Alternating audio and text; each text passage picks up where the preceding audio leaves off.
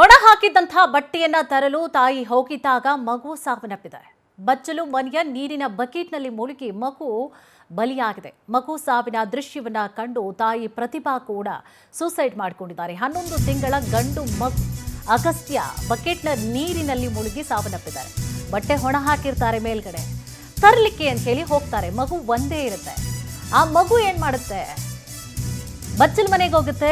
ಅಲ್ಲಿ ಬಕೆಟ್ ತುಂಬಾ ನೀರು ತುಂಬಿರುತ್ತೆ. ಮಗು ಅದರೊಳಗಡೆ ಬಿದ್ದು ಬಿಡುತ್ತೆ. ಆಕೆ ಬರೋಷ್ಟೊತ್ತಿಗೆ ಮಗು ಸಾವನ್ನಪ್ಪಿರುತ್ತೆ. ಉಸಿರು ಗಟ್ಟಿ ಪಾಪ. 11 ತಿಂಗಳ ಗಂಡು ಮಗು ಅಗಸ್ತ್ಯ ಬಕೆಟ್ನ ನೀರಿನಲ್ಲಿ ಮುಳುಗಿ ಸಾವನ್ನಪ್ಪಿದೆ. ಮನೆಯಲ್ಲಿ ತಾಯಿ ಮಗು ಇಬ್ಬರೇ ಇರ್ತಾರೆ. ಈ ಸಂದರ್ಭದಲ್ಲಿ ಆಗಿರುವಂತಹ ಘಟನೆ ಇದು. ಮಗು ಒಂದೇ ಇರುತ್ತೆ. ಮನೆ ಒಳಗಡೆ ಇದೆಯಲ್ಲ, ಹೊರಗಡೆ ಬಿಟ್ರೆ ಕಷ್ಟ, ಬಟ್ ಒಳಗಡೆ ಇದೆ ಅಂತ ಹೇಳಿ ಆಕೆ ಮೇಲೆ ಹೋಗಿರ್ತಾರೆ. ಆ ಸಂದರ್ಭದಲ್ಲಿ ಆದಂತಹ ಘಟನೆ ಇದು. ಇದೇ ವಿಚಾರ ಸಂಬಂಧವಾಗಿ ಹೆಚ್ಚಿನ ಮಾಹಿತಿಯನ್ನ ಕೂಡ ನೀಡ್ತಾ ಹೋಗ್ತಾರೆ ನಮ್ಮ ಪ್ರತಿನಿಧಿ ಶಶಿ. ಶಶಿ, ಏನಾಯ್ತು ಘಟನೆ ಅಂತ ಹೇಳಿ? ಮನೆ ಒಳಗಡೆ ಯಾರೂ ಇರ್ಲಿಲ್ವಾ? ಜೊತೆಗೆ 11 ತಿಂಗಳು ಮಗು ಅಂದ್ರೆ ಒಂದ್ ಸ್ವಲ್ಪ ನಿಂತ್ಕೊಳ್ಳುವಂತಹ ಮಗು ಆಗಿರುತ್ತೆ. ಸೊ ಕಂಪ್ಲೀಟ್ ಆಗಿ ಬಕೆಟ್ ತುಂಬಾ ನೀರಿತ್ತಾ? ಮಗುಗಿಂತ ದೊಡ್ಡದಾಗಿತ್ತ? ಏನಾಯ್ತು ಘಟನೆ? ಹೇಗೆ ಆಮೇಲೆ ತಾಯಿ ಕೂಡ ಸಾವನ್ನಪ್ಪಿರುವಂಥದ್ದು, ಮನೇಲಿ ಯಾರೂ ಇರ್ಲಿಲ್ವಾ ಆ ಸಂದರ್ಭದಲ್ಲಿ? ಎಲ್ಲಿ ಹೋಗಿದ್ರು? ಏನಿದೆ ಕಂಪ್ಲೀಟ್ ಮಾಹಿತಿ? ಕುಸುಮ, ಚಂದ್ರ ಲೇಔಟ್ನಲ್ಲಿ ಇದು ಒಂದು ರೀತಿಯಂತ ಕರುಣಾಜನಕ ಕತೆ ಅಂತ ಕೂಡ ಹೇಳ್ಬೋದು. ಯಾಕಂತಂದ್ರೆ ಮಾಂತೇಶು ಏನು ಸಾಫ್ಟ್ವೇರ್ ಇಂಜಿನಿಯರ್ ಆಗಿರ್ತಾನೆ. ಅದೇ ರೀತಿಯಲ್ಲೂ ಕೂಡ ಪತ್ನಿ ಪ್ರತಿಭಾ ಅನ್ನೋರು, ಅವರು ಕೂಡ ಗೃಹಿಣಿ ಆಗಿರ್ತಾರೆ. ಆದ್ರೆ ಅವರು ಕೂಡ ವರ್ಕ್ ಫ್ರಮ್ ಹೋಮ್ ಅಲ್ಲಿ ಮನೆಯಲ್ಲಿ ಕೆಲಸವನ್ನ ಮಾಡ್ತಿರ್ತಾರೆ.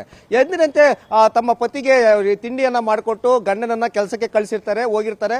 ಅದಾದ ನಂತರ ಆಕೆ ಮನೆಯಲ್ಲಿದ್ದಂತ ಕೆಲಸಗಳನ್ನ, ಸಣ್ಣ ಪುಟ್ಟ ಕೆಲಸಗಳನ್ನ ಮುಗಿಸಿ ಆ ಮಗುಗೆ ಸ್ನಾನವನ್ನ ಮಾಡಿಸೋಣ ಅಂತ ಹೇಳ್ಬಿಟ್ಟು ಕೂಡ ಬಕೆಟ್ ನಲ್ಲಿ ನೀರನ್ನು ಕೂಡ ಇಟ್ಟಿರ್ತಾರೆ. ಅದಕ್ಕಿಂತ ಮುಂಚಿತವಾಗಿ ಆ ಬಟ್ಟೆಗಳನ್ನ ಒಂದಷ್ಟು ಪತಿಯದು ಮತ್ತೆ ಮಗು ಧರಿಸಿದಂತ ಬಟ್ಟೆಗಳನ್ನ ವಾಶ್ ಮಾಡಿರ್ತಾರೆ. ಆ ವಾಶ್ ಮಾಡಿ ನೀರನ್ನ ಬಿಸಿನೀರಿಗೆ ಇಟ್ಟು, ಅದೇ ರೀತಿಯಲ್ಲಿ ಕೂಡ ಒಗ್ದಿರುವಂತ ಬಟ್ಟೆಗಳನ್ನ ಮೇಲೆ ಟೆರೇಸ್ ಮೇಲೆ ಆರಾಕ್ ಬಿಟ್ಟು ಬರೋಣ ಅಂತ ಹೇಳ್ಬಿಟ್ಟು ಪ್ರತಿಭಾ ಟೆರೇಸ್ ಮೇಲೆ ಹೋಗಿರ್ತಾರೆ. ಟೆರೇಸ್ ಮೇಲೆ ಹೋದಂತ ಸಂದರ್ಭದಲ್ಲಿ ಮನೆಯಲ್ಲಿ ಯಾರು ಕೂಡ ಇರೋದಿಲ್ಲ. ಆದ್ರೆ ಬಾತ್ರೂಮ್ ನ ಡೋರ್ ಕ್ಲೋಸ್ ಮಾಡೋದಿಲ್ಲ ಪ್ರತಿಭಾ. ಆ ಒಂದು ಸಂದರ್ಭದಲ್ಲಿ ಮಗು ಏನ್ ಮಾಡುತ್ತೆ, ಆ ಮಗು ನೇರವಾಗಿ ಬಾತ್ರೂಮ್ಗೆ ಹೋಗಿ ಬಕೆಟ್ ನಲ್ಲಿ ನೀರಿದಂತ ನೀರಿನಲ್ಲಿ ಮಕ್ಕಳಿಗೆ ನೀರಂದ್ರೆ ತುಂಬಾ ಇಷ್ಟ ಆಟ ಆಡೋದಕ್ಕೆ. ಅದೇ ರೀತಿಯಲ್ಲೂ ಕೂಡ ಬಕೆಟ್ ನಲ್ಲಿ ಹೋಗಿ ಕೂತ್ಕೊಂಡು ನೀರಿನಲ್ಲಿ ಮುಳುಗಿ ಸಾವನ್ನಪ್ಪಿರುತ್ತೆ.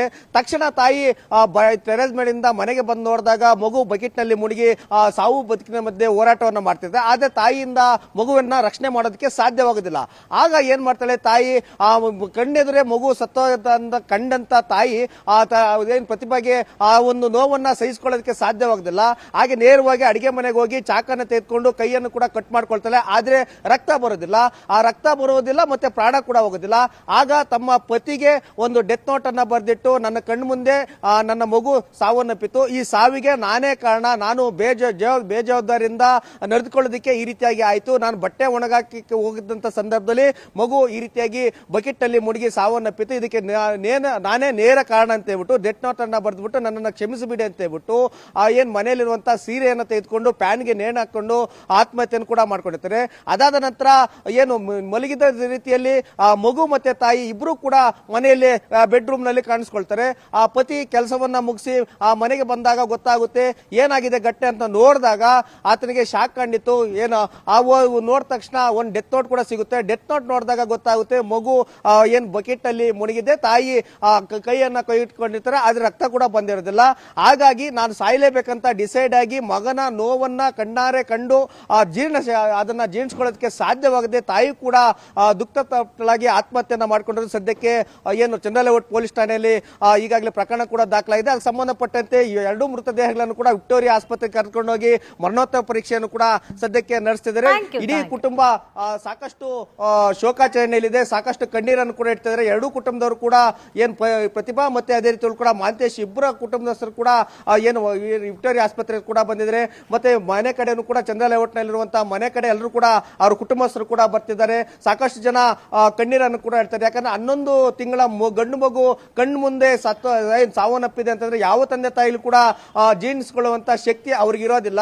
ಹೀಗಾಗಿ ಈ ಒಂದು ಘಟನೆಯನ್ನ ನೋಡಿದ ತಕ್ಷಣ ಪ್ರತಿಯೊಬ್ಬರು ಕೂಡ, ಮಕ್ಕಳಿರುವಂತ ಎಲ್ಲಾ ಪೋಷಕರು ಕೂಡ ಮಕ್ಕಳು ಎಷ್ಟನ್ನ ಜಾಗೃತಿಯಿಂದ ನೋಡ್ಕೊಳ್ಬೇಕು, ಮನೆಯಲ್ಲಿ ನೀರಿಟ್ಟಾಗ ಯಾವ ರೀತಿಯಾಗಿ ನೋಡ್ಕೊಳ್ಬೇಕು. ಕೆಲವೊಂದಷ್ಟು ಜನ ಸಂಪುಗಳಲ್ಲೂ ಕೂಡ ಅಷ್ಟೇ ನೀರನ್ನ ತೆಗೆದುಕೊಂಡಿರ್ತಾರೆ. ಆದ್ರೆ ಸಂಪಿಗೆ ಮುಚ್ಚಳವನ್ನ ಮುಚ್ಚೋದು ಕೂಡ ಕೆಲವೊಂದಷ್ಟು ಜನ ಮೈ ಮರ್ತಿರ್ತಾರೆ.